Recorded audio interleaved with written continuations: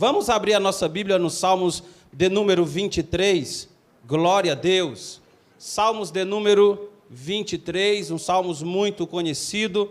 Vamos com muita alegria e com o coração aberto e com os ouvidos bem aguçados meditarmos na palavra de Deus. Salmos de número 23. Glória a Deus. Salmos de número 23. Quem encontrou com um sinal bem alegre pode dizer glória a Deus. Está escrito: o Senhor é o meu pastor, nada me faltará.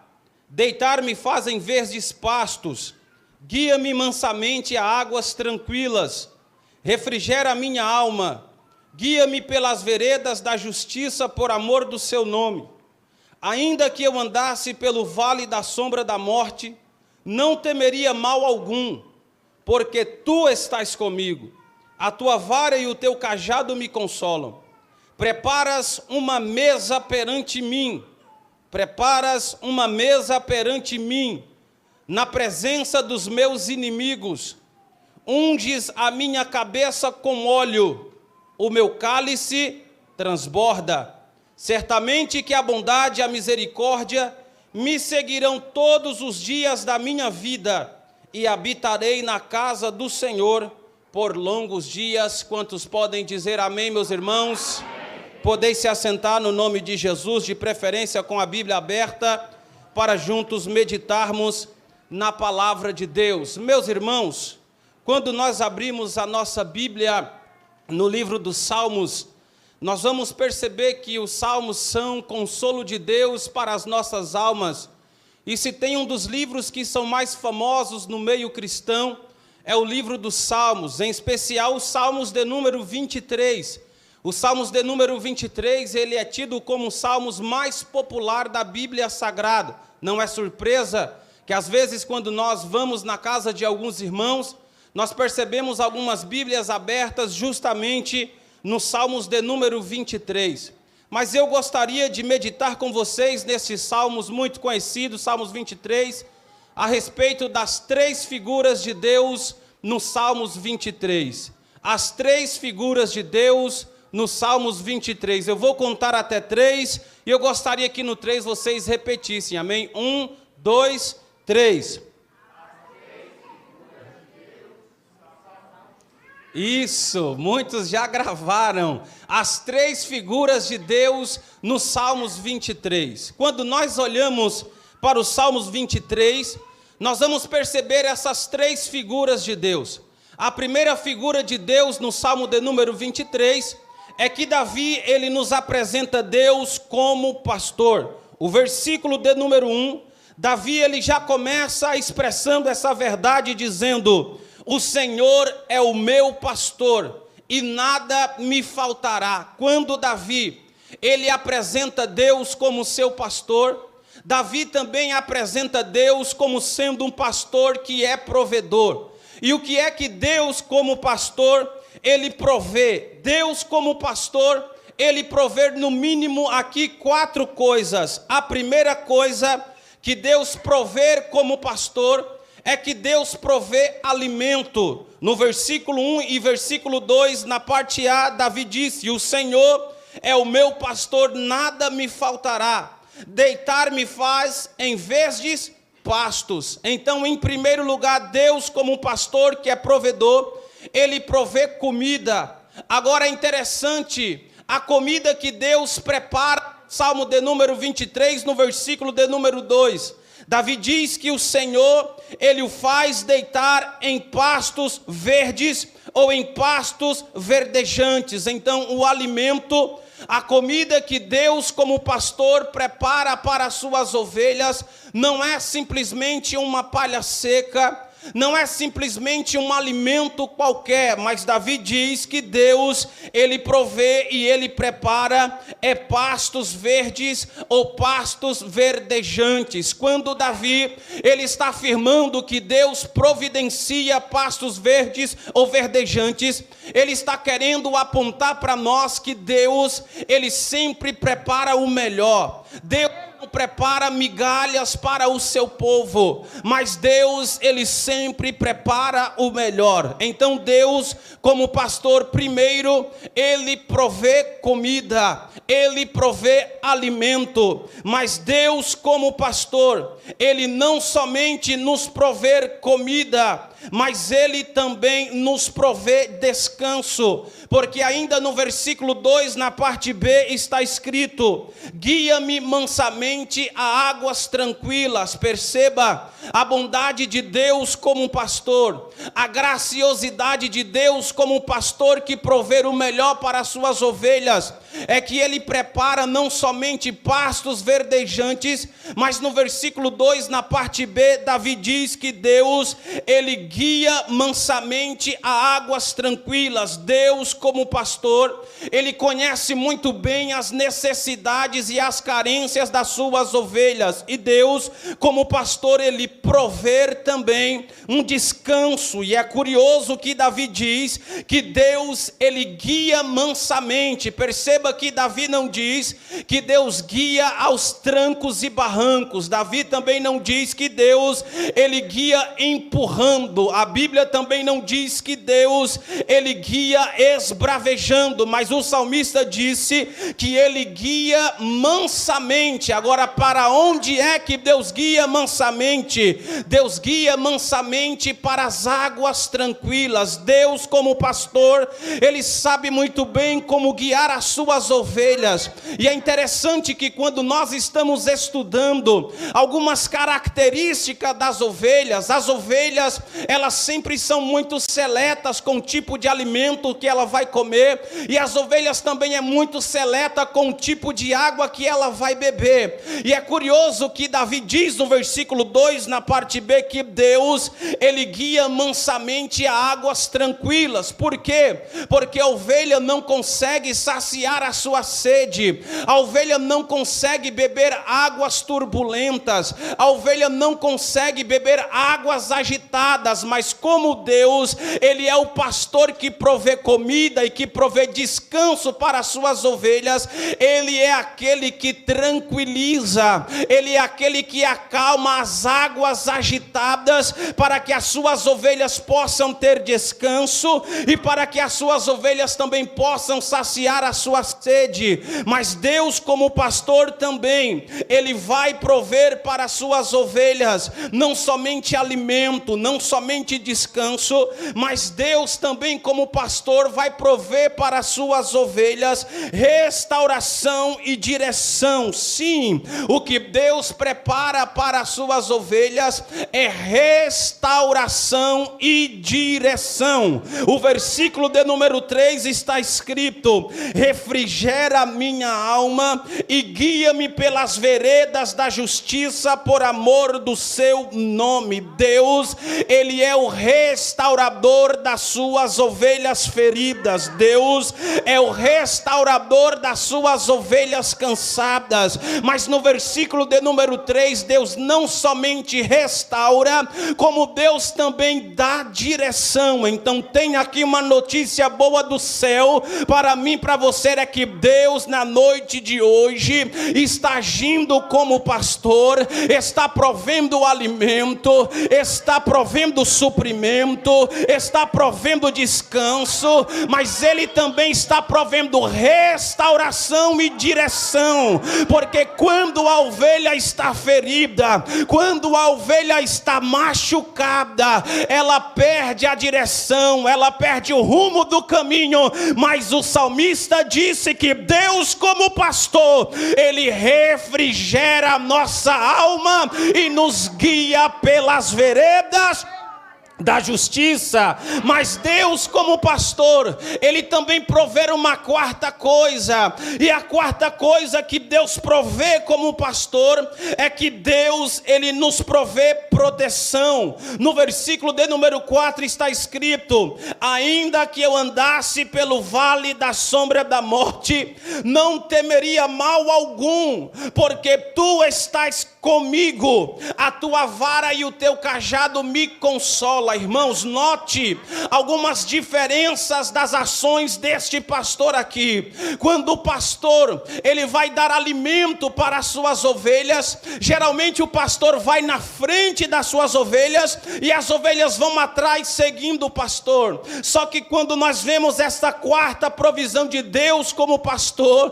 que Deus provê proteção, Deus agora não está na nossa frente, mas Deus agora está ao nosso lado. Isso dá segurança para Davi quando ele diz assim: ainda que eu andasse pelo vale da sombra da morte, não temeria mal algum. Por quê? Porque tu estás comigo. Ou seja, Davi reconhece que ele estava passando por uma situação difícil, por uma situação de risco, mas ele é ousado em dizer: tu estás comigo. Além dele dizer que tu estás comigo, Davi também afirma que Deus possui duas coisas. A primeira coisa que Deus possui, ele diz no versículo de número 4: a tua vara e o teu cajado me consola. Eram duas ferramentas distintas, um pouco parecidas, mas distintas, que era usada pelo pastor. Para que era que servia a vara? A vara não servia para a ovelha, mas a vara servia para espantar, ou para afastar, ou para colocar para correr os inimigos que queriam roubar as ovelhas, que queriam ferir as ovelhas, que queriam atacar as ovelhas. E é por isso que Davi diz: a tua vara e o teu cajado me consola. Por quê? Porque Deus, como pastor, ele tem uma vara de correção, uma vala de exortação para os inimigos do seu povo, mas Deus, como pastor, também ele tem um cajado. E para que serve o cajado? O cajado não tem a mesma utilidade, a mesma função da vara, porque a vara é para espantar os inimigos, para espantar os adversários, mas o cajado é para proteger as ovelhas. Quando as ovelhas caíam em um buraco, o pastor usava o seu cajado para tirar de lá. Quando o pastor iria guiar e orientar as suas ovelhas, ele usava o seu cajado. É por isso que o salmista poderia encher o seu pulmão de ar e dizer: ainda que eu andasse pelo vale da sombra e da morte, eu não temeria mal algum, porque tu estás comigo, a tua vara e o teu cajado me consola. Mas perceba que o salmista diz no versículo de número 4, é que ainda que ele andasse pelo vale da sombra da morte, ou seja, Davi estava dizendo que era apenas uma sombra, era apenas uma sombra. Você precisa entender isso. Davi estava dizendo que era apenas uma sombra. Ora, quando nós olhamos para uma sombra, nós vamos perceber que uma sombra, ela não tem nenhum poder sobre nós, ela não tem nenhum efeito sobre nós. Por exemplo, a sombra de um cachorro não pode nos morder, a sombra de uma espada também não pode nos ferir, e a sombra do vale da morte não pode nos matar. Por quê? Porque Deus está conosco. No Salmo de número 91, o salmista disse assim: aquele que habita no esconderijo do Altíssimo, a sombra do Onipotente descansará. Por que que o vale da sombra da morte não nos mata, não nos enterra, não nos sepulta? É porque nós já vivemos debaixo de uma sombra, mas nós não vivemos debaixo da sombra do vale da morte, nós vivemos debaixo da sombra daquele que é onipotente. É a primeira figura que Davi apresenta de Deus no Salmo de número 23. Davi apresenta Deus como pastor, mas Davi vai apresentar Deus no Salmo de número 23 com uma segunda figura. E agora, a partir do versículo de número 5, Davi vai apresentar Deus não mais como um pastor, não mais como um mestre de ovelhas, mas agora Davi vai nos mostrar Deus como um anfitrião, como alguém que prepara um grande banquete, como alguém que prepara uma grande festa. Preste atenção que agora o cenário é diferente, agora o cenário é outro, agora não é mais aquele cenário rural, agora não é mais aquele cenário de ovelhas sendo conduzidas para comer pastos verdejantes e tomarem águas tranquilas. Não, o cenário agora é outro. Davi no versículo 5 vai mostrar Deus como um anfitrião que prepara um grande banquete. A partir do versículo 5 Davi disse assim: preparas uma mesa perante mim na presença dos meus inimigos. Agora note que quando Davi está apresentando Deus como um anfitrião, Davi está apontando e mostrando para nós que Deus está preparando uma mesa. Ei, irmãos, coisa boa é quando Deus está preparando a mesa. Uma coisa é o homem preparar a mesa, outra coisa é Deus preparar a mesa. Uma coisa sou eu e você preparar a mesa, mas outra coisa é Deus preparar a mesa. Às vezes existem pessoas que estão preparando a mesa para o café, a mesa para o almoço, a mesa para o jantar, e quando de repente todo mundo se senta e vai começar a se servir, alguém que preparou a mesa diz assim: nossa, eu esqueci um detalhe, eu esqueci mais uma coisa de colocar na mesa. Só que quando é Deus que está preparando a mesa, Deus não deixa nenhum detalhe de fora, Deus não esquece nada de fora, porque a mesa que Deus prepara para mim, para você, não é uma mesa pela metade, mas a mesa que Deus prepara para mim, para você, é uma mesa por completa. Quando o homem prepara uma mesa, a gente pode olhar e dizer: mas eu acho que está faltando alguma coisa. Mas quando é Deus que prepara a mesa, a gente percebe que Deus cuidou detalhe por detalhe. Aí Davi disse: preparas uma mesa perante mim. Davi é categórico em dizer que quem está preparando esta mesa não é o homem, mas quem está preparando esta mesa é Deus. Ei, se isso aquece o teu coração, se isso mexe com a tua alma, deixa eu te dizer: está demorando, está difícil, é porque quem está confeccionando a mesa, quem está preparando a mesa é Deus. Mas fica tranquilo, porque a mesa que Deus prepara é uma mesa boa, é uma mesa farta, é uma mesa para você desfrutar com a sua casa e com a sua família. Agora note que Davi, apresentando Deus como um anfitrião, Davi ele diz o lugar aonde Deus prepara a mesa. Davi diz: preparas uma mesa perante mim na presença dos meus inimigos. Irmãos,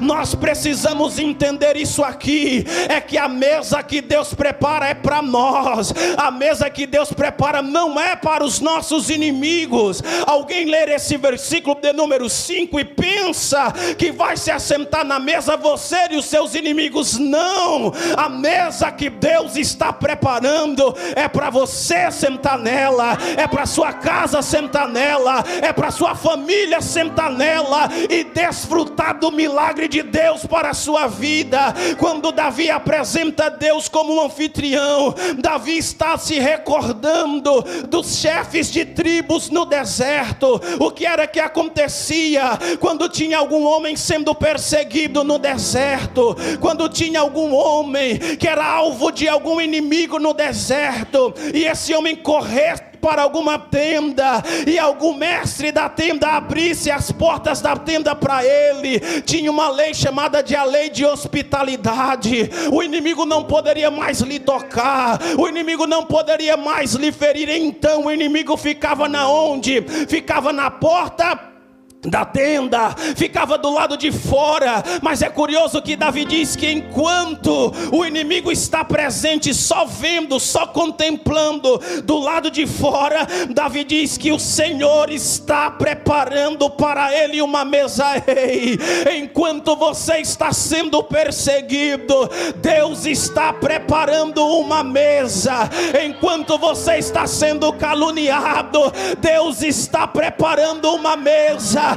enquanto você está enfrentando levantes e oposições, é porque Deus está preparando uma mesa agora. A mesa de Deus, meus irmãos, é uma mesa caprichosa, porque Davi diz no versículo de número 5 que Deus prepara uma mesa na presença dos inimigos, ou seja, o inimigo fica de longe da tenda, fica do lado de fora só vendo e contemplando a mesa que Deus está preparando. Agora note quais são as coisas que Deus coloca ou apresenta diante desta mesa. Primeiro, Davi disse no versículo de número 5: unges a minha cabeça com óleo. É o primeiro elemento que ele receberia ao se assentar na mesa que Deus iria preparar. Só que esse óleo era um óleo diferente, era um óleo específico, não era o mesmo óleo que era usado no Antigo Testamento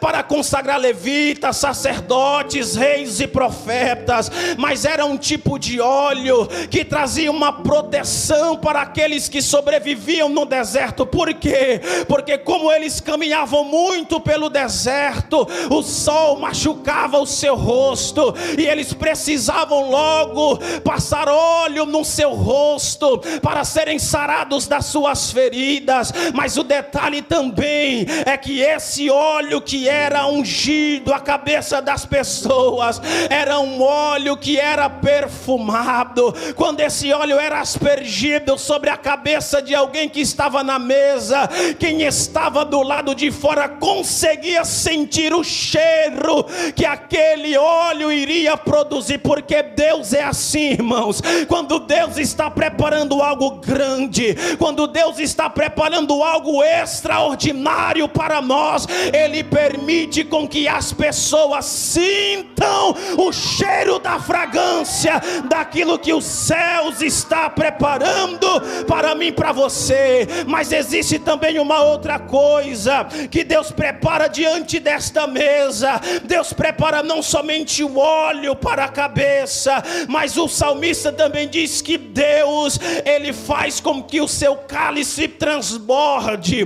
Davi disse: o meu cálice transborda. Oh, irmãos, quando Deus prepara a mesa, Deus não deixa nada pela metade, Deus não enche o copo pela metade, mas o salmista disse assim que ele encheu o copo de uma maneira tão especial que o seu cálice transbordou. Enquanto o inimigo estava do lado de fora, querendo destruir, querendo matar, querendo acabar, dentro da tenda alguém estava preparando uma mesa, e o inimigo só assistia que o cálice estava sendo cheio, iria ser cheio por completo. Ei, a bênção de Deus na tua casa é por completa, a bênção nos teus filhos é por completa, a bênção no teu esposo é por completa. A bênção que Deus está preparando é uma bênção por completa. O compromisso de Deus não é encher os cálices pela metade, mas o compromisso de Deus é fazer com que o cálice venha transbordar. Eu não sei se até o dia de hoje você estava acostumado a ver o seu cálice cheio somente pela metade. Se prepare, porque a partir da noite de hoje Deus está dizendo: eu estou enchendo o teu cálice e ele vai transbordar. Quando o salmista disse que Deus prepara a mesa, que Deus unge a cabeça com óleo e que Deus faz com que o cálice transborde, o salmista está dizendo que aquilo que Deus vai colocar sobre a mesa, Deus vai colocar em grande abundância, em grande quantidade, porque Ele é um Deus que provê. Mas nós temos aqui a terceira e última figura de Deus no Salmo 23.